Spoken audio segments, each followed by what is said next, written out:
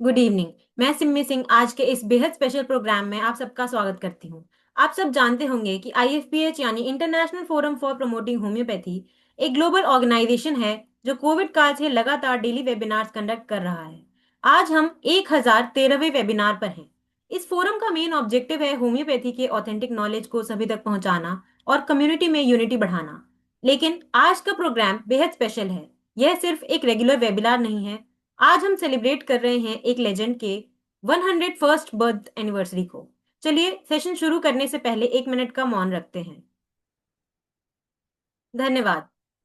आज हम इकट्ठा हुए हैं डॉक्टर बी साहनी जी के 101वीं जन्म तिथि मनाने के लिए। डॉक्टर बी साहनी, ये नाम होम्योपैथी के लिए सिर्फ एक नाम नहीं, यह एक लेगेसी है, एक रिवोल्यूशन है, एक इंस्पिरेशन है। डॉक्टर बीरबल साहनी, जिन्हें हम सब प्यार से डॉक्टर बी साहनी के नाम से जानते हैं, वे एक विजनरी थे, एक रिसर्चर थे, एक इनोवेटर थे। उनकी सबसे ग्राउंड ब्रेकिंग कंट्रीब्यूशन था drug energy transmission from a distance through hair. ये कॉन्सेप्ट जब सर ने इंट्रोड्यूस किया तो ये रिवोल्यूशनरी था। लोगों ने सोचा भी नहीं था कि ये पॉसिबल है। डॉक्टर लेकिन डॉक्टर बी सानी ने न सिर्फ इसे थ्योराइज किया बल्कि प्रैक्टिकली प्रूव भी किया। सर ने रिसर्च इंस्टीट्यूट बिहार में अपना रिसर्च किया और काउंटलेस पेशेंट्स को इस मेथड से सक्सेसफुली ट्रीट किया। डॉक्टर बी साहनी की यह डिस्कवरी सिर्फ इंडिया में ही नहीं बल्कि इंटरनेशनली भी रिकॉग्नाइज हुई। विदेशों ने भी सर के इस काम को एक्नॉलेज किया। सर क्लासिकल होम्योपैथ थे, हैनमन के प्रिंसिपल्स में गहरा विश्वास रखते थे, लेकिन साथ ही वे इनोवेटर भी थे। नए पॉसिबिलिटीज को एक्सप्लोर करने से कभी नहीं डरे। डॉक्टर बी साहनी ने अपनी पूरी लाइफ होम्योपैथी को समर्पित कर दी। उनका मिशन था होम्योपैथी को आगे बढ़ाना, इसकी पॉसिबिलिटीज को एक्सपैंड करना और ये प्रूव करना कि होम्योपैथी में अभी बहुत कुछ एक्सप्लोर करना बाकी है। आज 101 साल हो गए हैं सर के जन्म को। सर फिजिकली हमारे बीच नहीं, लेकिन उनकी लेगेसी, उनका रिसर्च, उनकी टीचिंग्स, ये सब आज हमारे साथ हैं। डॉक्टर बी साहनी सर के बेटे डॉक्टर एम के साहनी आज हमारे साथ हैं। वे सर के काम को आगे बढ़ा रहे हैं। Doctor M K Sahni sir ने अपने पिता के रिसर्च को कंटिन्यू किया और उसे और भी रिफाइन किया। तो आज का प्रोग्राम है डॉक्टर बी साहनी सर को श्रद्धांजलि देना, उनकी 101वीं जयंती सेलिब्रेट करना और उनके कॉन्ट्रीब्यूशंस को याद करना। तो आज हमारे पास एक बहुत ही स्पेशल ट्रिब्यूट है डॉक्टर बी साहनी सर के लिए, एक वीडियो सॉन्ग जो स्पेशली कंपोज किया गया है इस ओकेजन के लिए। ये सॉन्ग कंपोज किया है डॉक्टर प्रीतम गुप्ता जी ने और वॉइस और ये वीडियो बनाया गया है एआई टेक्नोलॉजी से, जो इस कंट्रीब्यूट को और भी यूनिक बनाता है। ये 5 मिनट का वीडियो सॉन्ग है जो डॉक्टर बी साहनी की लाइफ, उनके कॉन्ट्रीब्यूशंस, उनकी लेगेसी को ब्यूटीफुली कैप्चर करता है। तो चलिए इससे पहले कि हम आज के स्पीकर को सुने, हम सब आज का ये स्पेशल रिव्यूट देखते हैं और सुनते हैं।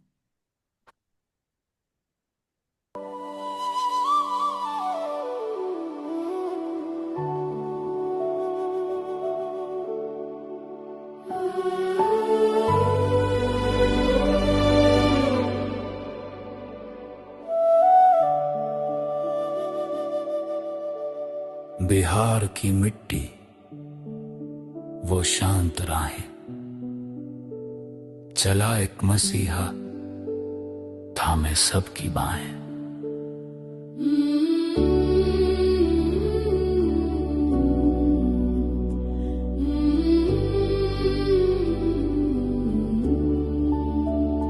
जहां भूख और दर्द का साया था गहरा, खाली हाथ चले पर विश्वास था सुनहरा। ना सोने का ताज, ना दौलत की चाह, बस सेवा और सच की पकड़ी थी राह।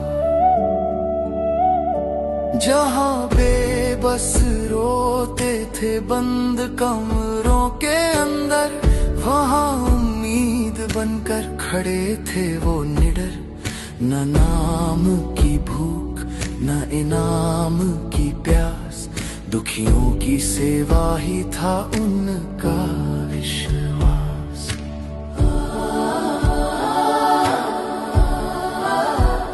उन्हें सुना जिन्हें सबने ठुकराया था, वहां यकीन किया जहां शक का साया था। दवा से पड़े और स्पर्श से दूर आत्मा को पड़ा होकर करुणा में चू। ओ बंधु साहनी तुम कोमल प्रकाश, अंधेरी रातों में उम्मीद की आस, मीलों दूर से तेरा इलाज पहुंचा। प्रेम की शक्ति का ये राज पहुंचा। ना कोई शोर ना ऊंचे नारे, बचाई है जाने बिना किसी सहारे। गरीबों अनजानों के तुम बने मीत, सफेद और हरे में छिपी एक जीत। एक छोटी सी कुटिया, सेवा का धाम, जहाँ हर पुकार अपना मुकाम। ना मांगी कोई फीस, ना बंद किए द्वार, बस इंसानियत का था सच्चा दरबार। सिखाया जहाँ को कि हीलिंग है क्या, बिना किसी दिखावे की असली दवा। मन से मन तक रूह का नाता, वो शक्ति जिसे कोई समझ न पाता। क्या इलाज बंधा है सरहदों के पार, या जुड़ी है इससे कोई रूहानी तार। तुमने वो देखा जो कोई देख न पाया, दवा से आगे का सच दिखलाया। ओ बंधु साहनी तुम शांत मशाल, अनदेखे हाथों का गहरा कमाल। दुनिया भर में तुम्हारी सोच चली, रूह और इंसान की ये राह मिली।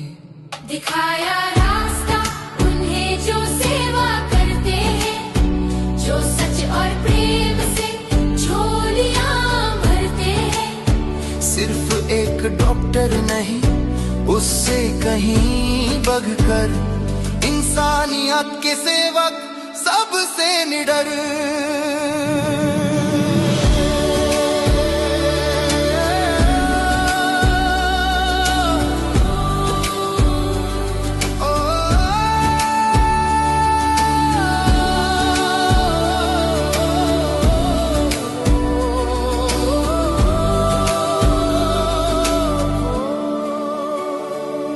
नाम मिट सकते हैं पर लौ रहती है, हर एक शिफा में तेरी याद बहती है।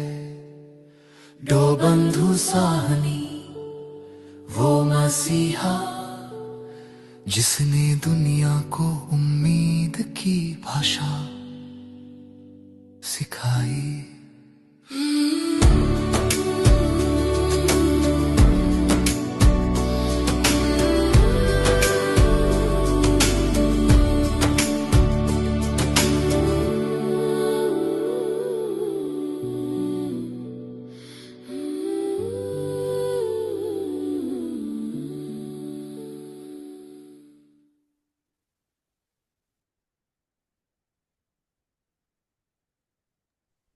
What a wonderful video this was. सबसे पहले मैं थैंक यू करना चाहूंगी डॉक्टर प्रीतम को, जिन्होंने इतना सुंदर सॉन्ग कंपोज किया और इतना बढ़िया ये this song really showed the doctor B Sani's motivation spirit and his legacy. अब आज का सेशन शुरू करने से पहले मैं डॉक्टर एम के सानी सर को बुलाना चाहूंगी कि सर आज के सेशन पे आज के अवसर पे कुछ अपने थॉट शेयर करें। डॉक्टर सिमी जी, आज 17 जनवरी को हम लोग 101 बर्थडे है, तो मैं विशेष नहीं बोलना चाहूँगा क्योंकि हमारे स्पीकर को भी अच्छा समय मिलना चाहिए। हमारे स्पीकर का परिचय आप दिए होंगे, आप भी देंगी। मैं बताऊंगा, डॉक्टर AK सिंह का मैंने एक लेक्चर सुना था, देखा था वीडियो लेक्चर, तो मुझे बड़ा अच्छा लगा। ये डायनेमिक पर बात कर रहे हैं जो कि डॉक्टर बी साहनी के, तो मैंने इनसे कहा कि आप इस सेशन के लिए इस लेक्चर को प्रस्तुत कीजिए। तो मैं समझता हूँ कि मुझे ज़्यादा नहीं कहना चाहिए, डॉक्टर AK सिंह जी से ही अब ज़्यादा सुने आप लोग। जी तो सर। या थैंक यू सर। तो अब मैं आज के मेन स्पीकर का इंट्रोडक्शन देना चाहूंगी। आज हमारे साथ हैं डॉक्टर अनिल कुमार सिंह सर, जो BHMS BA MA और भी कई डिग्रीज हैं सर के पास। Doctor Anil Kumar Singh classical homeopathy के पैशनेट प्रैक्टिशनर हैं सर। 19 साल से लगातार पेशेंट्स की सेवा कर रहे हैं। आज का टॉपिक जो डॉक्टर अनिल कुमार सिंह जी ने प्रेजेंट करने वाले हैं वो है unseen forces, the dynamic influence shaping chronic elements. ये टॉपिक बहुत ही इंटरेस्टिंग है और डॉक्टर बी साहनी जी के वर्क से भी कनेक्टेड है, क्योंकि डॉक्टर साहनी ने भी अनफोर्सीन फोर्सेस यानी दूर से एनर्जी ट्रांसमिशन पर ही काम किया था। डॉक्टर अनिल आज हमें बताएंगे कि क्रॉनिक एलिमेंट्स को कौन कौन सी अनफोर्सीन फोर्सेस शेप करती हैं, डायनेमिक इन्फ्लुएंस क्या होता है, और होम्योपैथी के इन फोर्सेस को कैसे अंडरस्टैंड और यूटिलाइज किया जा सकता है। तो over to you sir. Thank you Simi ji. मुझे सुन पा रहे हैं सभी लोग? हाँ जी सर, हम सुन पा रहे हैं। स्क्रीन शेयर हो रही है? सर अभी स्क्रीन शेयर नहीं हो रही है।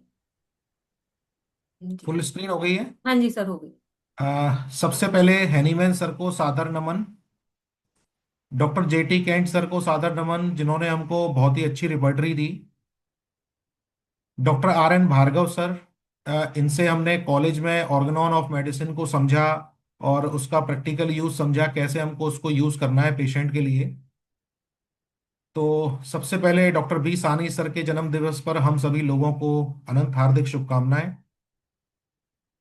उपस्थित सभी वरिष्ठ होम्योपैथिक चिकित्सकों को मेरा सादर प्रणाम, सहपाठी जूनियर स्टूडेंट्स को बहुत बहुत प्यार। मैं डॉक्टर AK सिंह, आगरा से। मेरा BHMS राजकीय Lal Bahadur Shastri homeopathic medical college Prayagraj से है। मेरा जो टॉपिक है वो अनसीन फोर्सेस है, dynamic influence shaping chronic elements. तो जो अनसीन फोर्सेस हैं, वो जो डायनेमिक इन्फ्लुएंस है, वो किस तरह से हमारी लाइफ को अफेक्ट करता है और किस तरह से उसको हम लोग समझने की कोशिश करेंगे। होम्योपैथी को मैं जो समझता हूँ वो फिजिशियन और पेशेंट वो दोनों के लिए है होम्योपैथी। इसका जो एरो है वो दोनों तरफ चलता है। तो सबसे पहले मैं शुरू करूंगा हमारी ऑर्गेनल ऑफ मेडिसिन के जो कुछ पार्ट है उसमें। एनिमल सर लिखते हैं, the old school of medicine proceed to cancel disease directly by eliminating the material cause of the disease. Indeed it's was almost impossible for the common school of practitioner in in contemplating and judging a disease or in seeking the indication for its cure to free their mind from these ideas of materiality। यानी कि Hahnemann sir हमको बताना चाहते हैं कि जो materialistic है और एक डिजीज का जो डायनेमिक है और स्पिरिचुअल जो पार्ट है, तो जो ओल्ड स्कूल फिजिशियंस हैं वो मटेरियल को ठीक करना चाहते हैं। और to recognise the nature of an organism both spiritual and material. वो और किसी भी ऑर्गेनिज्म का जो स्पिरिचुअल और मटेरियल पार्ट है या जो ऑर्गेनिज्म बना हुआ है, उसको वो लोग नहीं समझते हैं। As a being of highly potentiated that the modification of its life called disease. तो जो डिजीज है वो क्या है कि जो पेशेंट है या जो पर्सन है उसकी लाइफ में जो मॉडिफिकेशंस हुए हैं और उनको हैनीमैन सर ने हमको कहा है इसको हमको डिजीज के रूप में समझना है। और इनका जो मैनिफेस्टेशन है, जो मॉडिफिकेशंस ऑफ लाइफ हैं, वो मिलते हैं हमको सेंसेशन और फंक्शंस में। manifested by sensation and functions must alone be regarded as conditioned and affected by means of dynamic spirit like influences, and such sensation and function could be affected by no other causes। यानी कि जो हमारे body के ऊपर manifestations आ रहे हैं उसमें सबसे पहले spirit like dynamic influence affect होता है, उसके बाद फिर हमारे सेंसेशंस और बॉडी के जो फंक्शंस हैं वो डिस्टर्ब होते हैं। तो स्पिरिचुअल को समझते हैं। स्पिरिचुअल क्या है? Connection to something greater. Spirituality often involve a sense of connections to a higher power, the universe और something bigger than oneself. यानी कि अगर हमको अपना स्पिरिचुअल लेवल समझना है और पेशेंट का भी स्पिरिचुअल लेवल समझना है, तो उसको हमको यूनिवर्सल कनेक्शन से उसको समझना होगा। तो इसके लिए कुछ यूनिवर्सल लॉज हैं जिसको हम लोग आज समझेंगे, कैसे वो यूनिवर्सल लॉज हमारी लाइफ पर काम करते हैं जिससे हमको पेशेंट को और अपने आप को समझने में दोनों को आसानी होगी। यूनिवर्सल लॉज हैं, ये 7 लॉज हैं यूनिवर्स के। सबसे पहला है law of nature, law of harmony, law of correspondence, law of evolution, law of polarity, law of manifestation and law of love. इसमें जो लास्ट 3 लॉज हैं, लॉ ऑफ पोलैरिटी, मैनिफेस्टेशन और लव, ये किसी भी चीज को यूनिवर्स में क्रिएट करने के लिए रेस्पॉन्सिबल हैं। और जब वो क्रिएशन पूरी हो जाती है तो उसके ऊपर ऊपर के जो 4 लॉ हैं ये लागू होते हैं उसकी लाइफ के ऊपर। तो इसको थोड़ा सा हम लोग समझने की कोशिश करेंगे। सबसे पहला है लॉ ऑफ नेचर। तो लॉ ऑफ नेचर कहता है एवरीथिंग दैट इज बॉर्न और डाई, जो भी पैदा हुआ है उसको मरना है, जैसा कि हम सब लोग जानते हैं। A horizontal law, its action unfold on the dense plane of matter. We act within the law when we follow our instinct in its 3 functions. ये जो लॉ ऑफ नेचर है ये हमारे 3 फंक्शंस को कंट्रोल करता है। To generate life, mating के through, maintain it, जिसके लिए हम फीडिंग और आवर सेल्फ करते हैं, और डिफेंड इट। तो डिफेंस को भी हम लोग समझेंगे अभी किस तरह से डिफेंस काम करती है। यानी कि लॉ ऑफ नेचर के जो इफेक्ट है वो हमारी लाइफ के जनरेशन पर, उसको मेंटेन करने के लिए, और इसके ऊपर जो डिफेंड है, इसको हम अपने लाइफ को कैसे हम सरवाइव करने के लिए बचाते हैं, ये लॉ ऑफ नेचर हमको बताता है। इसको अगर हम वायलेट करते हैं, लॉ ऑफ नेचर को समझते हैं, उसको वायलेट करते हैं, तो हमारी लाइफ में फिजिकल एलिमेंट्स आएंगे, हमारी बॉडी के ऊपर आएंगे। अंडर नरिशमेंट्स की जो डिसऑर्डर्स हैं वो हमको मिलेंगे, डीजनरेशंस मिलेंगे, हंगर, फिजिकल मेंटल डिफेक्ट्स मिलेंगे, और सबसे इंपॉर्टेंट लास्ट में लिखते हैं शॉर्टनिंग ऑफ लॉन्गेटिविटी। यानी कि जो हमारी लाइफ है वो हमारी शॉर्ट हो जाएगी अगर हम लॉ ऑफ हार्मनी को नहीं समझेंगे और हार्मनी से हम लोग अलग रहेंगे। तो ये हमारा एक सबसे पहला लॉ है, law of harmony. Second law है लॉ ऑफ नेचर। ये लॉ है law of nature. Second law है law of harmony. Law of harmony कहता है everything maintain tends toward equilibrium. जो भी कुछ है इस यूनिवर्स के अंदर, जो भी इंसिडेंसेस हो रहे हैं वो सब इक्विलिब्रियम की ओर चलने के लिए हो रहे हैं। It is law of synchronisation which permits the perfect coordinate function of everything that exist and happens. यानी कि कोई भी चीज जो एग्जिस्ट करती है और जो होने वाली है उसके साथ एक सिंक्रोनाइजेशन है, एक हार्मनी है। तो जैसे इसको हम देखते हैं, it is recognise in day and night. जैसे हमारी जो डे एंड नाइट का फेज है वो हमारा बड़ा हार्मोनियसली चल रहा है। सीजन्स, हमारे वेदर्स जो चेंज होते हैं, सीजन्स चेंज होते हैं, वो भी हार्मनी में चल रहे हैं। Tolerance, socialisation and in all events that tends towards equilibrium. तो पेशेंट को जब हम देखेंगे, समझने की कोशिश करेंगे, तो उसकी लाइफ में कहाँ पर डिसहार्मनी आ रही है जिससे कि वो चीज़ों को अफेक्ट हो रहा है और फिर वो डिजीज स्टेट में जा रहा है। It operate bye regulating the time of action and recovery. इस लॉ का जो की फीचर है, the key technique for harmony is respect. ये इंपॉर्टेंट है, अगर हमको हार्मनी में रहना है तो हमको एक दूसरे का रेस्पेक्ट करना होगा। और which is expressed by accepting and supplementing personal experience with those of the other. तो हम एक दूसरे के एक्सपीरियंसेस को समझें, उनको स्वीकार करें और उनको सप्लीमेंट करें, अपने एक्सपीरियंसेस को हम दूसरे के साथ शेयर करें, तो फिर ये लॉ ऑफ हार्मनी मेंटेन रहेगा। Effect of violating the law, अगर हम इस लॉ को वायलेट करते हैं तो साइकोलॉजिकल एलिमेंट्स हमको मिलेंगे, रिलेशनशिप्स प्रॉब्लम आएंगी। और हम ज़्यादातर केसेस में जब इनकी हिस्ट्री लेते हैं तो देखते हैं रिलेशनशिप्स प्रॉब्लम है, कहीं ना कहीं उनकी हार्मनी डिस्टर्ब है। डिस्ट्रस्ट मिलेंगे, fear, estrangement, isolation, individualisation, loneliness, sadness, depression, fights, shyness, lack of communication, disunity, boundaries, traumas, complexes etcetera. ये हम अगर लॉ ऑफ हार्मनी को वायलेट करेंगे, उसको फॉलो नहीं करेंगे, तो फिर हमारी लाइफ में ये सारी चीजें मिलेंगी। क्या आप समझ पा रहे हैं मुझे? हेलो? आप बोलते जाइए, आप ठीक हैं। जी, जी, जी। लॉ ऑफ करॉस्पोंडेंस, ये थर्ड लॉ है। ये कहता है हमसे कि a place for everything and everything in its place. इस पूरे यूनिवर्स में जो भी कुछ है वो अपने प्लेस में है, और सब कुछ उसके लिए प्लेस भी निर्धारित है। It determine the arrangement of time, space, location, action and function of all living being. ये लॉ ऑफ करॉस्पोंडेंस हमारे टाइम को, कब क्या चीज हमको मिलनी है उसके लिए टाइम, उसका लोकेशन, ये सारी चीजें लॉ ऑफ करॉस्पोंडेंस डिसाइड करता है। It recognise in everything that can be done. जो भी कुछ होने वाला है, जो होने को है, उसके अंदर भी लॉ ऑफ करॉस्पोंडेंस हमको देखने को मिलता है। Nothing happens to anyone that is not meant to happen to them. किसी की लाइफ में अगर कुछ होता भी है तो ऐसा नहीं है वो नहीं होने वाला है, उसको हमको समझना होगा कि वो हमारी लाइफ में ऐसा क्यों हो रहा है। तो इसके समझने के लिए बताते हैं, with in the law the learning teaching relationship is fulfil. इसमें हम एक दूसरे से समझते हैं और उससे कुछ लर्न करने की कोशिश करते हैं। और इसमें सबसे इंपॉर्टेंट बात आती है, what we need as opposed to what we want. तो जो हमारी नीड है वो हमारी वांट के हमेशा अपोजिट में रहती है। और इसको हम लाइफ में अप्लाई भी कर सकते हैं कि हमारी नीड क्या है और हमारी इच्छा क्या है। तो जब इन दोनों का अपोज होता है तो हम फिर लॉ ऑफ कॉरस्पॉन्डेंस को फॉलो नहीं कर पाते हैं और फिर डिस्टरबेंसेस क्रिएट होते हैं। तो by changing correspondence we change the destiny. ये इतना इंपॉर्टेंट लॉ है कि अगर हम पेशेंट के लॉ ऑफ कॉरस्पॉन्डेंस को समझ लेते हैं और तो उसकी डेस्टिनी भी चेंज होती है। अगर हम उसके सिलेक्शन उसके ऊपर बेस अगर अपनी दवाई को सेलेक्ट करेंगे तो उसकी डेस्टिनी भी चेंज होती है। ऐसा कई सारे पेशेंट्स में देखने को मिलता है। तो ये law of correspondence, it involve giving up fights against anything और एनीवन। अगर हम इसको फॉलो करते हैं तो सारी लड़ाइयाँ खत्म हो जाएंगी, किसी को किसी से कोई भी द्वेष भाव नहीं रहेगा और हम एक दूसरे से लर्निंग टीचिंग के एक्सपीरियंस में रहेंगे। अगर हम इसको फॉलो नहीं करते, effect of violating the law, upset in the individual environment, mental blocks मिलेंगे, डिससेटिस्फेक्शन मिलेंगी और difficulty in achieving success.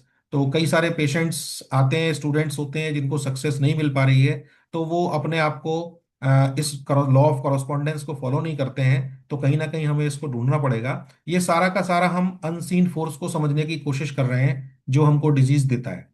In what we do, vary some battles against the circumstances of the life। तो life को लेकर के हम चीजों को नहीं समझ पाते हैं। Inability to accept one's life, अपनी लाइफ को भी हम स्वीकार नहीं कर पाते। जब हमको कोई चीज नहीं प्राप्त होती है तो हम अपनी लाइफ को ही कोसने लगते हैं कि मेरे जीवन में ही ऐसा क्यों है। फियर्स, एंशियसनेस, कांस्टेंट फ्रस्ट्रेशंस, अगर इस तरह की चीजें मिल रही हैं तो हम लॉ ऑफ कॉरस्पॉन्डेंस को फॉलो नहीं कर रहे हैं।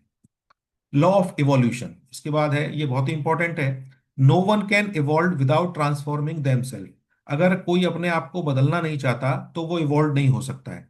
तो पेशेंट की भी लाइफ में हम लोग ये देखेंगे कि कहाँ पर उसकी लाइफ में ऐसी चीजें आ रही हैं जो उसको इवॉल्व करने के लिए आ रही हैं लेकिन वो इवॉल्व नहीं हो पा रहा है। Evolving consist of taking difficulties and learning from them. तो हमारे जीवन में जो भी कठिनाइयां आती हैं उनसे हमको सीखना चाहिए, लर्निंग फ्रॉम देम। तो तब हम जाकर के इवॉल्व होने के रास्ते पर चल पाएंगे। तो इवोल्यूशन में तीन सिचुएशन आती हैं। सबसे बैड करेक्टर है अनफीलिंग। अगर हम बाहर का जो एनवायरनमेंट है या जो हमारी लाइफ है उसमें कुछ हमारे अनुसार नहीं होता है तो हम अनफीलिंग में चले जाते हैं। तो ये सबसे बैड करेक्टर है इवोल्यूशन के लिए। उसके बाद गुड करेक्टर है सेंसिटिव। अगर हम सेंसिटिव स्टेज में रहते हैं, कोई हमसे कुछ कहता है हम सेंसिटिव होते हैं, तो ये गुड करेक्टर है जिससे ये पता लगता है कि हमारी लाइफ चल रही है अगर हम सेंसिटिव होते हैं। एंड वाइस करेक्टर है डिसेंसिटाइज। अगर हम अपनी लाइफ में इवॉल्व होकर के और डिसेंसिटाइज स्टेज पे पहुंच जाते हैं तो ये सबसे वाइस हमारा लेवल है। तो तीन लेवल है इवोल्यूशन के, बैड, गुड और वाइस। तो हमको अपने आप को भी हम इससे आकलन कर सकते हैं कि हम किस फेज में हैं। Equivalent to the internal process of moving from innocence, यानी कि हम जो इवोल्यूशन है हमारा, इनोसेंस हमारी बचपन की स्टेज है, टू इग्नोरेंस जब हम प्रौढ़ अवस्था में होते हैं तो इग्नोरेंस में आते हैं, और जाना हमको विजडम तक है। विजडम का मतलब ये है कि अब हम डिसेंसिटाइज हो गए। अब हमको सारी जितने भी हमारे आसपास की लाइफ में इवेंट्स हैं वो सारे इवेंट अब हमको एक्सेप्ट होने लगे। It operate by bringing opposite together, यानी कि इसको बहुत इंपॉर्टेंट लाइन है। लॉ ऑफ एवोल्यूशन के समझने के लिए क्या है कि हमारे जस्ट अपोजिट जीवन में जो भी घटना हो रहा है तो उसको हमको समझना होगा, और लॉ ऑफ करस्पॉन्डेंस से उसको हमको समझ के अपने आप को इवॉल्व करना होगा कि वो हमको लर्निंग टीचिंग के लिए आ रही है, कोई भी इंसिडेंस आ रहा है तो हम उससे क्या सीख रहे हैं। तो जितनी भी अपोजिट चीजें हैं हमारे, उनको हमको समझना बहुत जरूरी है। तो वो जो अपोजिट चीजें हैं वो हमको ये बताएंगी कि हमको किस तरह से इवॉल्व होना है। अगर हम इस लॉ को फॉलो नहीं करते, सोशल अपसेट्स मिलेंगे, रिबेल मिलेगा, जैसे कि हमारी दवाइयाँ कॉस्टिकम मर्क हैं, एनार्की, कॉस्टिकम मर्क और सेल्फ डिस्ट्रक्शन। तो इसमें जो डिजीजेज आती हैं अगर हम लॉ ऑफ इवोल्यूशन को फॉलो नहीं करते हैं तो सेल्फ डिस्ट्रक्शन की यानी ऑटो इम्यून डिसऑर्डर्स इसमें आएंगे। When limits are imposed on the experience to be lived, war, strikes, violences, revolutions, ये सारे के सारे इसके इफेक्ट्स हैं अगर हम इस लॉ को फॉलो नहीं करते। लॉ ऑफ पोलैरिटी, जैसे हम लोगों ने पढ़ा था कि लॉ ऑफ पोलैरिटी किसी भी चीज को क्रिएट करने के लिए इंपॉर्टेंट है।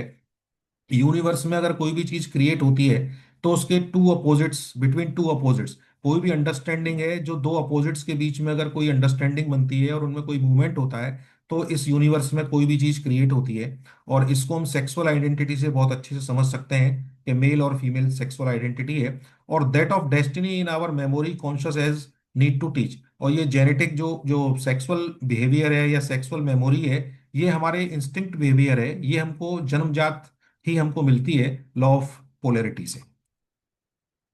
इसका कोई भी किसी भी तरह का अपोजिशन नहीं है, जो कि ये किसी भी चीज को क्रिएट करती है, तो ये फिक्स लॉज हैं। लॉ ऑफ मैनिफेस्टेशन कहता है nothing is created, nothing is disappear, all in manifest और अनमैनिफेस्ट। कोई भी चीज क्रिएट नहीं होती, एक मैनिफेस्ट हो रही है तो दूसरी अनमैनिफेस्ट हो रही है। इस तरह से यूनिवर्स के अंदर ये फिनोमेना रेगुलर चलते हैं। लॉ ऑफ लव, ये सबसे इंपॉर्टेंट है। Love is a source of everything that transpire. ये लव के थ्रू ही सारी चीजें क्रिएट होती हैं। जैसे हमारा एक रूब्रिक है फोर सेकंड फीलिंग, तो फोर सेकंड फीलिंग में उस पर्सन को जीवन में कभी प्यार ही नहीं मिला, इसलिए वो फोर सेकंड में चला गया, अबंडेंट में चला गया, लोनलीनेस में चला गया। तो love is very important. In order to confer on his children all information that exhibit in the absolute, the father create the universe which will be her child's school। तो जो universe है हमारा, वो हमारा स्कूल है। और हम एक अर्थ पे रहते हैं जिसमें हमको सारी चीजों को सीखना होगा। Everything which occur in universe, universe because of love. अगर कोई भी घटना घटती है यूनिवर्स के अंदर, तो वो लव की वजह से घटती है। Live in peace and joy is to live in love. ये हमको जीवन मिला है, इसमें हमको पीस, जॉय और लव में ही रहना है। Respecting the experiences of the other. किसी दूसरे का जो एक्सपीरियंस है उसको हम रेस्पेक्ट करेंगे, तो फिर हम लव की तरफ बढ़ेंगे। And being ready to serve them, not subject to any condition, is express love in human relationship. अगर हम इसका मीनिंग है निस्वार्थ भाव से अगर हम कोई सेवा करते हैं, अपने लव को एक्सप्रेस करते हैं, तो वो लव की सबसे सुपीरियर फॉर्म होती है। और इसी से हम सब लोग क्रिएट हुए हैं। तो ये यूनिवर्सल लॉज हैं। अब हम लोग देखते हैं यूनिवर्सल लॉज जो है, जब हम अपनी फीटल लाइफ में होते हैं तो 6 मंथ के आसपास, 24 वीक के आसपास एक इंसिडेंस होता है जिसमें फीटल वाइबिलिटी हमको मिलती है। यानी कि फीटस वाइबिलिटी का मतलब है कि हमको लाइफ मिली। तो ये जो लाइफ है ये हमको यूनिवर्स से मिली। और इससे जो पहले के महीने होते हैं उसमें हमारे ऑर्गन्स का डेवलपमेंट होता है, और फीटल वाइबिलिटी आने के बाद वो सारे ऑर्गन फंक्शनली एक्टिव हो जाते हैं। तो ये एक ऐसा फिनोमिना है जिससे हमको ये पता लगता है कि इस वीक में, 6 मंथ में, 23 टू 24 वीक में हमको फीटल वाइबिलिटी मिलती है, यानी कि लाइफ मिलती है। हमारे सारे ऑर्गन्स फंक्शनली एक्टिव होते हैं। तो इसकी भी हमारे को जरूरत पड़ती है जब हम कॉन्जेनाइटल डिसऑर्डर्स को ट्रीट करते हैं। तो उसमें हमको प्रूव करने में आसानी होती है कि हमको पेशेंट की किस फेज में चीज़ों को प्रूव करना है। तो इसको हम लोग आगे समझेंगे। फीटल वाइबिलिटी मीन स्पिरिचुअलिटी और मीन्स लाइफ। स्पिरिचुअलिटी के ऊपर यूनिवर्सल लॉज अप्लाई होते हैं, और हम उन स्पिरिचुअल लॉज के थ्रू ये पेशेंट की जब लाइफ हिस्ट्री लेते हैं तो उसमें ये समझते हैं कहाँ पर ये लॉ को फॉलो नहीं कर रहे हैं, जिससे कि इनकी लाइफ में डिस्टरबेंसेस क्रिएट हो रहे हैं। तो हमारे पास दो तरह के जेनेटिक कोड हैं। एक पेरेंट्स का जेनेटिक कोड जिससे हमको बॉडी मिलती है, और एक हमारा स्पिरिचुअल जेनेटिक कोड है जिससे लाइफ मिलती है। तो जब भी हम स्पिरिचुअल जेनेटिक कोड के ऊपर अगर अपनी मेडिसिन को सेलेक्ट करते हैं, पेशेंट की लाइफ हिस्ट्री को पूरी को कंसीडर करते हैं, तो फिर वो हायर लेवल ऑफ ट्रीटमेंट होता है। और अगर बॉडी के लेवल पे हम ट्रीटमेंट करते हैं तो फिर वो पूरी पूरी तरह से पेशेंट ठीक नहीं हो सकता, क्योंकि उसके अंदर हमने केवल बॉडी को कंसीडर किया है। तो कई सारी चीजें होती हैं जिसमें डीप पैथोलॉजीज होती हैं। तो बॉडी के बहुत सारे ऐसे रूब्रिक्स हैं जिसको हमको छोड़ना होता है, बहुत सारी चीजें हैं जिनको छोड़ते हैं। उसमें स्पिरिचुअल लेवल से ही जब हम रूब्रिक सेलेक्ट करते हैं तभी फिर वो डिजीजेस ठीक हो पाती हैं। एफोरिज्म 11 में हनीमैन सर हमको लिखते हैं, when a person fall ill, it is only this spiritual self acting vital force everywhere present in his organism that is primarily deranged by the dynamic influence upon it of a morphic agent inimical to life। Vital force हमारी कब affect होगी? जब life को affect करने वाले मॉर्बिफिक agents आएंगे, यानी कि डिस्ट्रेसिंग इवेंट्स जितने भी हैं हमारी लाइफ के जो हमको डिस्ट्रेस देते हैं, उनसे हमारी वाइटल फोर्स अफेक्ट होती है, और फिर उसके बाद बॉडी के ऊपर सिम्टम्स आते हैं। It is only the vital force deranged to such an abnormal state that can furnish the organism with its disagreeable sensation. अब अगर वाइटल फोर्स ड्रेंज हो गई लाइफ के डिस्ट्रेसिंग इवेंट से, तो फिर डिसएग्रीएबल सेंसेशंस आएंगे हमारी बॉडी के ऊपर, and incline it to the irregular process which we call disease. तो डिजीज की ये डेफिनेशन है कि वाइटल फोर्स का जो इरेगुलर प्रोसेस है वही डिजीज है। और हमको जब ट्रीट करना है तो इसी वाइटल फोर्स के इसी प्रोसेस को हमको रेगुलेट करना है। जो इरेगुलर हो गया है इसको हमको रेगुलर करना है, तो फिर डिजीज ठीक होगी। एफोरिज्म 11 में लिखते हैं, for as a power invisible in itself. ये जो पावर है वाइटल फोर्स की ये इनविजिबल है, और इनविजिबल चीज को ही हमको आज समझना है। इस इनविजिबल के ऊपर यूनिवर्सल लॉज काम करते हैं। And only cognisable bye its effect on the organism, its morbid arrangement only make itself known by manifestation of disease in the sensation and function of the those part of the organism exposed to the senses of the observer and physician, that is by morbid symptom, and in no other way it can make itself known। तो हमारी body के ऊपर इसका impact आता है जो invisible vital force है उसके इफेक्ट का। इसको हम लोग ऐसे समझ सकते हैं कि शरीर हमारा एक दर्पण है, एक मिरर की तरह काम करता है, जिस पर वाइटल फोर्स का सारा रिफ्लेक्शन हमको दिखाई देता है। पेशेंट को अंडरस्टैंड करने के लिए हमको उसका एनर्जी टू मैटर, यानी कि उसका एनर्जी लेवल क्या है, और उसका मैटर यानी उसकी बॉडी पर क्या चेंजेस हैं, स्पिरिचुअल टू मटेरियल, इन दो चीजों को हमको पेशेंट को समझने के लिए समझना होगा। अब एफोरिज्म 11 के फुट नोट में हेनीमैन सर डायनेमिक्स को हमको समझाते हैं कि डायनेमिक्स क्या है, व्हाट इज डायनेमिक इन्फ्लुएंस और डायनेमिक पावर क्या है। Our earth by virtue of a hidden invisible energy carries the moon around her in 28 days and several hours. The moon alternately in definite fixed hour rises our northern seas to flood tide and again correspondingly lower them to ebb। यानी कि जो अर्थ की जो invisible hidden energy है उसकी वजह से moon के अंदर टाइड्स आती हैं, और फिर जैसे ही वो उसका टाइम पीरियड पूरा होता है 20 डेज और सेवरल आवर्स का, तो फिर वो अपने आप नीचे हो जाती हैं। तो ये हम लोगों ने देखा भी है कि सी की टाइड्स मून की प्रेजेंस में बढ़ जाती हैं और मून की एब्सेंस में वो कम हो जाती हैं। तो ये डायनेमिक इन्फ्लुएंस जो नेचर में हैनीमैन सर ने हमको समझाया।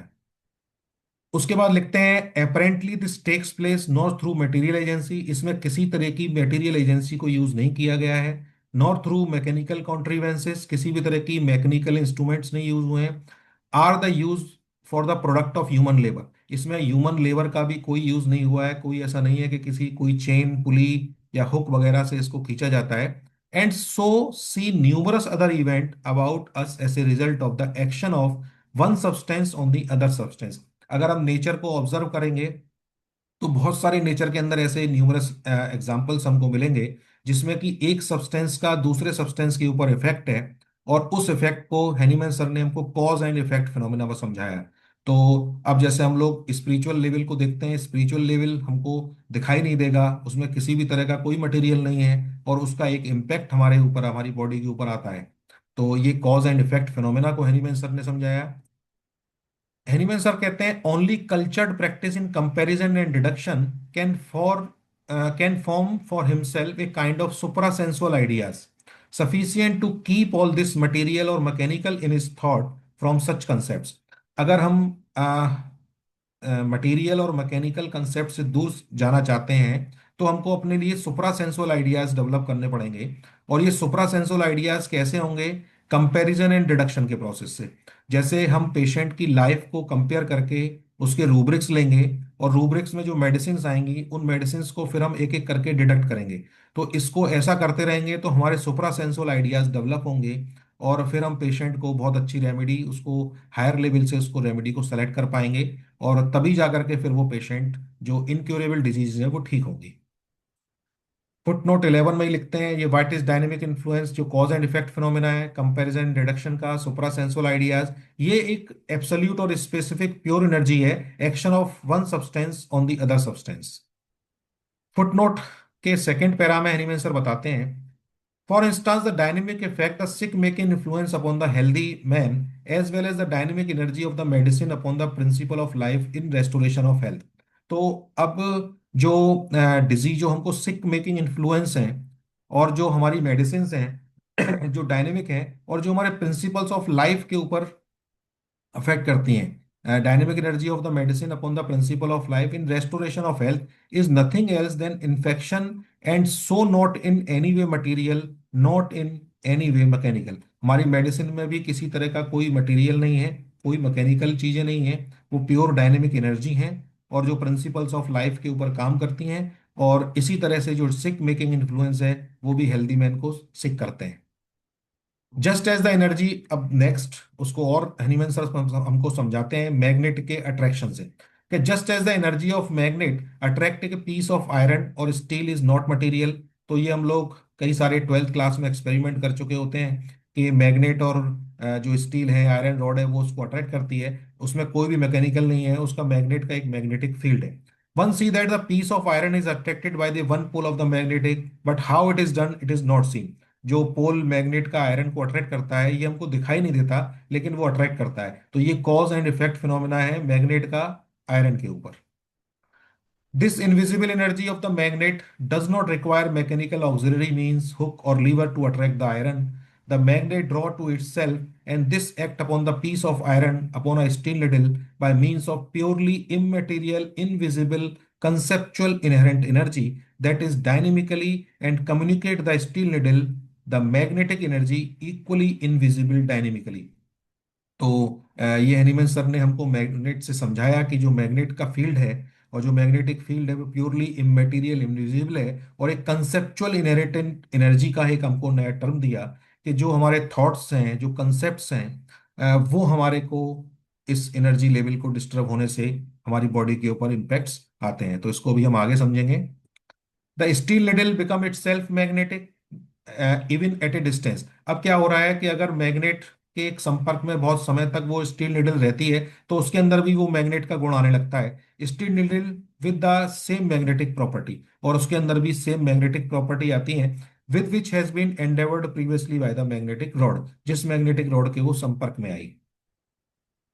Just as a child with smallpox or measles communicate to near untouched healthy child. अब ये डिजीज में हमको बता रहे हैं कि जिस तरह से स्मॉल पॉक्स और मीजल्स हैं, किसी परिवार में अगर किसी बच्चे को हो जाती हैं और कोई बच्चा उससे दूर भी रहता है, जो उससे टच भी नहीं हुआ है, तो वो भी स्मॉल पॉक्स और इससे अफेक्ट होता है विदाउट एनी मटेरियल। इसमें किसी भी तरह का कोई मटेरियल ट्रांसफर नहीं हुआ है। ये एफोरिज्म 11 के फुटनोट में हनीमैन सर हमको डिजीज को लेकर बताते हैं।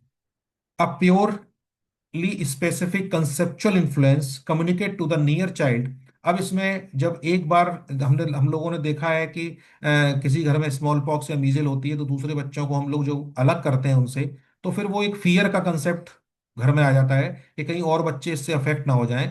तो बेसिकली वो फियर से अफेक्ट होने लगते हैं, जो कि एक कंसेप्चुअल इन्फ्लुएंस है। Measles in the same way as the magnetic communicate to the near needle by magnetic property. Third para में बताते हैं कि this upon this conceptual principles of life depend their medicinal health altering conceptual influence just as the nearness of the magnetic pole can communicate only magnetic energy to the steel. अब किस तरह से ये जो हमारे कंसेप्ट मेडिसिन जाकर के हमारे कंसेप्चुअल इन्फ्लुएंस को अफेक्ट करती है, जिसको हमने प्रिंसिपल ऑफ लाइफ के ऊपर सेलेक्ट किया है, फिर वो जाकर के हमारी डिजीज पे काम करेगी। जिस तरह से मैग्नेट जो थी, उसकी वजह से वो स्टील खुद अपने आप में एक मैग्नेट का रूप ले लेती है, और but can not communicate other properties instant more hardness और डक्टिलिटी। तो स्टील जो है वो मैग्नेट की केवल मैग्नेटिक प्रॉपर्टी से अफेक्ट होती है, बाकी और चीजों से वो अफेक्ट नहीं होती। इसी तरह से हम कंसेप्चुअल प्रिंसिपल्स ऑफ लाइफ के ऊपर अगर मेडिसिन को देंगे तो वो उसके कंसेप्चुअल ऑल्टर्स करेगी पेशेंट के अंदर, और फिर उसकी डिजीज ठीक होगी। The medicinal property of those material substances which can be medicines proper relate only to their energy to call out alteration in well-being of animal life। तो जो medicinal property है वो पूरी तरह से relate to their energy, वो उसकी energy से related है, उसमें किसी भी तरह का मैकेनिकल और मटेरियल नहीं है। Once upon, only upon this conceptual principle of life depend their medicinal health। ये हम लोग पढ़ चुके हैं, peculiar, and thus every specific medicinal substance alter through a kind of infection that well-being of man in a peculiar manner exclusively its own and not in peculiar to another medicine। अब एक medicine का जो alter करने का effect है, जो उसकी dynamic energy है, जो उसको पिक्यूलियर बनाती है, वो किसी दूसरी मेडिसिन में नहीं होती। As certainly as the nearness of the child ill with smallpox will communicate to a healthy child only smallpox not to a measles. तो इन दोनों डिजीजेस को बहुत ही डिफरेंशिएट करना बहुत मुश्किल होता है, लेकिन फिर भी केवल स्मॉल पॉक्स से अफेक्टेड जो चाइल्ड है वो स्मॉल पॉक्स को ही ट्रांसफर करेगा हेल्दी चाइल्ड में। These medicines act upon our well-being wholly without communication of material part। ये हम लोग जानते हैं कि हमारी जो मेडिसिन है वो विदाउट मटेरियल ही है, वो डायनेमिकली काम करती हैं। Minuteness cannot be thought and conceived by the best arithmetic mind। यानी कि जो हमारी मेडिसिन है उसको हम डायनेमिकली और मोस्ट माइन्यूट डोज में यूज करते हैं, और ये माइन्यूटनेस इतनी है कि इसको अर्थमेटिकल माइंड से हम लोग नहीं समझ सकते, मैथमेटिक्स से इसको नहीं समझा जा सकता। और अगर हम किसी भी मेडिसिन को लार्ज डोजेज में देंगे तो फिर वो बहुत ही गलत इन्फ्लुएंस क्रिएट करेगी।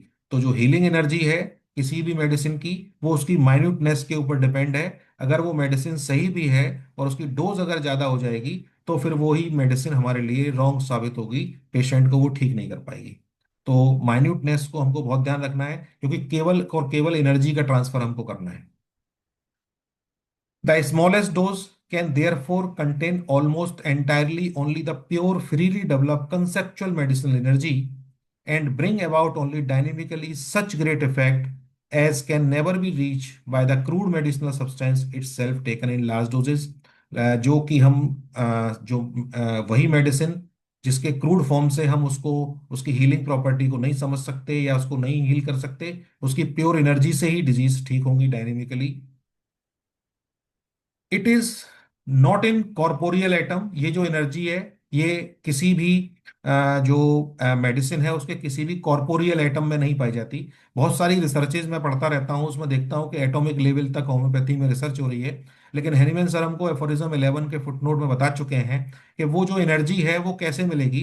It is not in the corporeal atom of these highly dynamised medicine nor their physical or mathematical surface that the medicinal energy is found. ये मेडिसिनल एनर्जी ना तो कॉर्पोरियल एटम में पाई जाती है, ना उसकी मैथमेटिकल सरफेस में पाई जाएगी, ना उसके फिजिकल में पाई जाएगी। ये एनर्जी कहाँ मिलेगी? More likely their life invisible in the motion globule of its solution. ये एनर्जी मिलेगी जो हम ग्लोब्यूल है उसको अगर हम उस मेडिसिन से मॉइस्ट करेंगे सॉल्यूशन से, and unveiled liberated specific medicinal force contain in the medicinal substance which act as dynamically by contact with the living animal fiber upon the whole organism। जब हम इस मेडिसिन को उस एनिमल फाइबर का जो sensory part है उसके contact में लाएंगे तब फिर ये एनर्जी रिवील होगी। ये उसके एटम में नहीं आएगी, ये एनर्जी उस ग्लोब्यूल में रहती है जिसको हमने उस मेडिसिन से सैचुरेट किया हुआ है। Without communicating to it anything material however highly attenuated. ये जो मेडिसिन है ये हाईली एट्यूनेटेड है, और ये नर्व फाइबर के कांटेक्ट में आने पर ही, लिविंग एनिमल फाइबर के कांटेक्ट में आने पर ही अपनी पावर को डिस्प्ले करेगी। And more strongly and act more strongly the more free and more immaterial the energy has become through the dynamisation. और डायनेमाइजेशन से हम उसकी पावर को रेज कर सकते हैं, और इसका जो मेडिसिन है इस मेडिसिन का इफेक्ट हमको जब भी मिलेगा जब ये लिविंग फाइबर के कांटेक्ट में आएगी। तो एफोरिज्म 11 का जो फोर्थ पैरा है उसमें हेनीमैन सर लिखते हैं, it is then so utterly impossible for our age celebrated for its wealth in a clear thinker to think of dynamic energy as something non corporeal. Dynamic energy non corporeal नहीं है, ये एक phenomena है जो कि contact में आने पर डिस्प्ले होता है एनिमल फाइबर के। इसको एग्जांपल देके समझाते हैं। It one looks upon something noxious and become inclined to vomit, did a material emit come into his stomach which compel him to the anti parasitic movement. जब किसी को नोजिया आता है तो क्या कोई मटेरियल है उसके अंदर जो उसको एंटी पैरासिटिक मूवमेंट के लिए रेस्पॉन्सिबल है उसके? What it is only solely the dynamic effect of the nauseated aspect upon his imagination. उसने कोई ऐसी चीज को इमेजिन किया है कि ऐसी चीज को देखा है जिसको देख करके उसको नोजिया क्रिएट हो रहा है। तो कई सारे एग्जाम्पल्स हम इस चीज़ के देख चुके हैं कि लोगों को ब्लड देख करके नौजिया हो जाता है, किसी को चोट देख करके प्रॉब्लम हो जाती है, तो ये उसके इमेजिनेशन का इफेक्ट है, ना कि कोई उसके स्टमक में किसी भी तरह का कोई मटेरियल है। And if one raise his arm, अगर कोई अपनी आर्म को उठाता है, does it occur through a material visible instrument, क्या इसमें किसी तरह के मटेरियल का यूज होता है? नहीं। It is only solely by the conceptual dynamic energy, यानी कि वो अपनी जो कंसेप्ट्स हैं उनसे सोचता है कि मुझे इस हाथ को उठाना है, तब फिर वो हाथ रेज होगा। इसमें किसी भी तरह का कोई इंस्ट्रूमेंट या लीवर यूज नहीं होता है। हाँ, इस तरह से हमारी जो फ्रीक्वेंसीज हैं वो काम करती हैं। वर्किंग ऑफ आवर मेडिसिन, हमारी मेडिसिन के वर्क करने का तरीका कि our medicine have no material in it, it have only divine force. Our medicine do not cure by action, हमारी मेडिसिन एक्शन, जिस तरह से एलोपैथिक मेडिसिन का एक बॉडी के अंदर एक्शंस होते हैं उस तरह से एक्शंस नहीं होते हैं, ये केवल डायनेमिक है, टच चाहिए इनको। It only stimulates our vital force, जैसा कि अभी हम लोगों ने देखा कि वाइटल फोर्स का जो इरेगुलर प्रोसेस है वो डिजीज क्रिएट कर रहा है। तो हम केवल उस वाइटल फोर्स को स्टिमुलस देते हैं जिससे कि वो रेगुलर काम करने लगे। तो जब उसका रेगुलर प्रोसेस हो जाएगा तो फिर हमारी बॉडी के ऊपर उसका इम्पैक्ट रेगुलर आएगा और हम लोग डिजीज फ्री हो जाएंगे। तो मेडिसिन जो काम करती है वो केवल और केवल स्टिमुलस की तरह काम करती है। It need a stimulus, our body accept all stimulus through five senses. तो हमारी जो बॉडी है वो फाइव सेंसेस के थ्रू इस स्टिमुलस को रिसीव करती है, और इस स्टिमुलस से ही हमारी जो वाइटल फोर्स इरेगुलर हो गई है वो फिर रेगुलर होने लगती है, अगर हमारी मेडिसिन करेक्ट है तो। Conceptual principles of life, disease और मेडिसिन दोनों में होते हैं। डिजीज का कंसेप्चुअल क्या है ये हम समझेंगे, मेडिसिन के अंदर क्या कंसेप्चुअल है ये हम लोग समझेंगे। हमने अभी देखा कि जो लॉ ऑफ लव समझा हमने, तो कंसेप्ट को समझने के लिए हमारे पास एक मॉडल है लव एंड फियर का। तो this model suggest that many emotions are drive of two core emotions. जो हमारी कोर है इमोशंस की वो दो हैं, एक लव बेस्ड और एक फियर बेस्ड। तो जो लव बेस्ड कोर है उसमें joy, happiness, acceptance, comparison and compassion are considered to stem from love. और फियर में anger, jealousy, guilt, anxiety, depression are seen derivative of fears. तो इसको हम लोग देखेंगे पेशेंट में कैसे समझते हैं। ये हमारे जो लोअर इमोशंस हैं उनका एनर्जी लेवल है। जैसे शेम में अगर कोई व्यक्ति है तो उसकी 20 एनर्जी लेवल रहेगी उसकी, गिल्ट में है तो 30, अपैथी में है तो 50, ग्रीफ में है तो 75, फियर में 100, डिजायर्स में 125, एंगर में 150 और प्राइड में 175। तो ये हमारे लोअर इमोशंस हैं। ये हमारे एनर्जी के हायर इमोशंस हैं, जिसमें करेज 200 पर है, न्यूट्रलिटी 250 पर है। होम्योपैथिक प्रैक्टिस के लिए न्यूट्रलिटी का पॉइंट बहुत जरूरी है, क्योंकि हेनीमैन सर ने जो हमको अनप्रिजुडाइज्ड ऑब्जर्वर होने के लिए कहा है वो एफोरिज्म 6 में जो बताते हैं तो वो न्यूट्रलिटी है।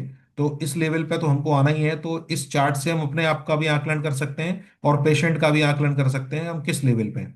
तो जैसे जैसे हम लोग बढ़ते जाएंगे, विलिंगनेस, एक्सेप्टेंस, जैसे अभी हम लोगों ने देखा कि लॉ ऑफ कॉरस्पॉन्डेंस कहता है कि हमको हर किसी बात को एक्सेप्ट करना चाहिए जिससे कि हम इवॉल्व हो सकें। तो acceptance, reason, love, joy, peace और एनलाइटनमेंट। तो जो एनलाइटनमेंट स्टेज है जी डॉक्टर हेनीमैन सर की, और भी जितने हमारे जो एनलाइटेड पर्सन्स रहे हमारी लाइफ में चारों तरफ, गौतम बुद्ध रहे, गुरु नानक देव रहे, वो सब उन लोगों की स्टेज एनलाइटनमेंट की स्टेज है। तो इस तरह से हम लोग अपने लेवल्स को भी इंक्रीज कर सकते हैं इस चार्ट को समझ के। अब हम लोगों ने देखा कि जो वाइटल फीटल की जो वाइबिलिटी है वो हमको 6 मंथ, 23 टू 24 मंथ के आसपास मिलती है। अगर हमारे पास कोई कॉन्जेनाइटल डिजीज का पेशेंट आता है जिसको जन्म से बीमारी है और उसकी किसी भी स्ट्रक्चर में अगर प्रॉब्लम है, स्ट्रक्चरल अगर उसको डिसऑर्डर है, तो उसकी जो कॉज है वो हमको फर्स्ट 6 मंथ ऑफ प्रेगनेंसी में देखने को मिलेगा। हम इसमें पूछेंगे उस मदर की लाइफ में क्या डिस्ट्रेसिंग इवेंट हुआ जिसने उसको स्ट्रक्चरल डिसऑर्डर दिया। और अगर उसमें फंक्शनल डिसऑर्डर आता है किसी तरह का, तो हम लोग लास्ट के 2 to 3 मंथ ऑफ प्रेगनेंसी है उसमें प्रूव करेंगे कि क्या उसको डिसऑर्डर्स आए। तो इन कॉन्जेनाइटल डिसऑर्डर्स को हम लोग आगे डिस्कस करेंगे। Disorder with progression of life, हमारे जीवन के साथ जो डिसऑर्डर चलते हैं, जैसा कि हम लोग ऑर्गनोन से पढ़ते हैं, एक्यूट और chronic disorders.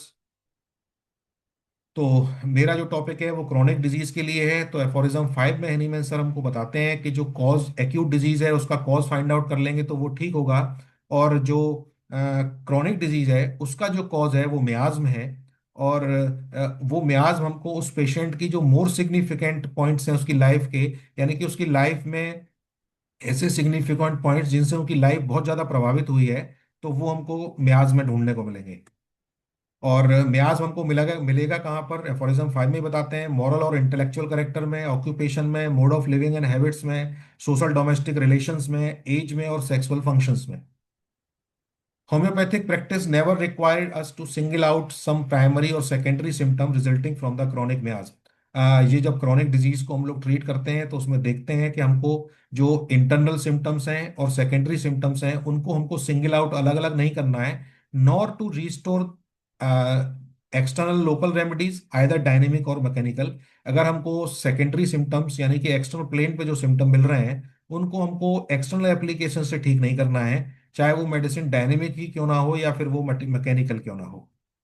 But whenever one of these symptoms appear, homeopathy cure the great fundamental miasm together with which its primary as well as its secondary symptom vanish simultaneously।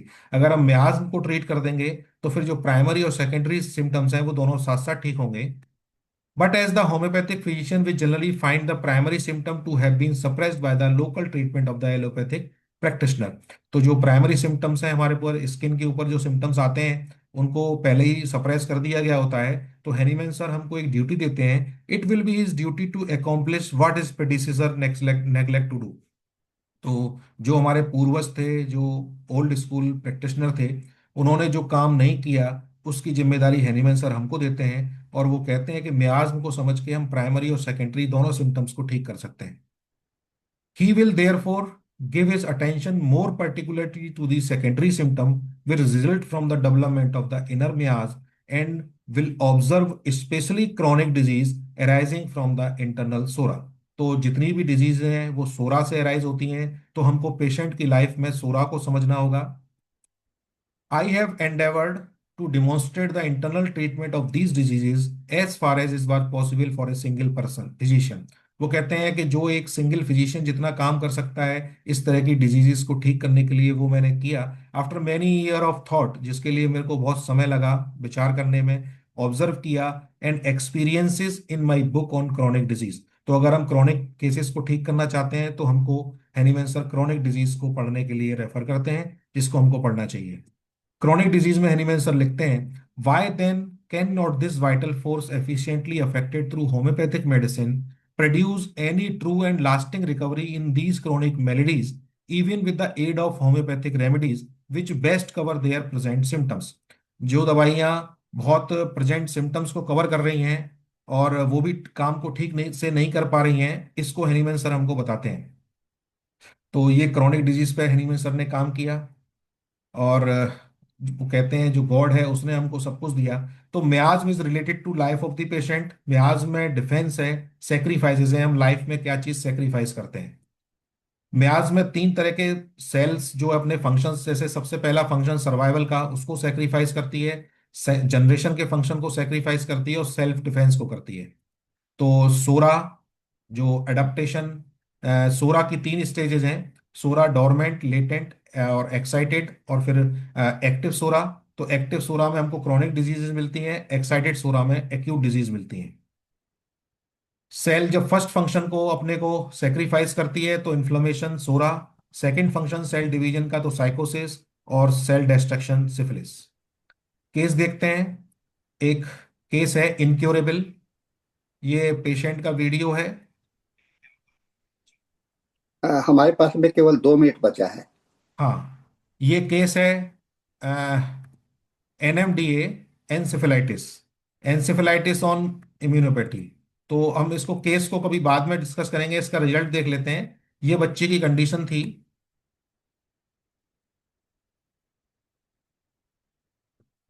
और जब ट्रीटमेंट दिया गया तो इसका ये अल्सर, इस तरह से अल्सर थे इसको, और पस बह रहा था, और इस तरह की कंडीशन थी। और ये इसकी पूरी डिटेल्स हैं तो जिसको हम बाद में कभी समझेंगे, अभी टाइम नहीं है। और ये आफ्टर मेडिसिन, ये पूरी डिटेल्स हैं।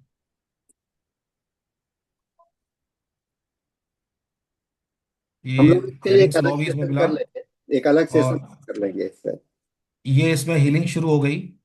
ये इसकी पूरी तरह से हील हो गया। तो इस तरह के अल्सर थे जो इसमें हील हो गए। तो शायद टाइम नहीं है। तो अब लेक्चर को ख़त्म करते हैं, फिर आगे इन सारे केसेस को फुल डिटेल में डिस्कस करेंगे। Thank you. Thank you so much doctor Anil Kumar Singh sir. आज का लेक्चर ट्रूली इंसाइटफुल रहा। आपके 19 इयर्स का क्लिनिकल एक्सपीरियंस आज क्लियरली रिफ्लेक्ट हुआ है। Thank you sir for sharing your valuable knowledge with us.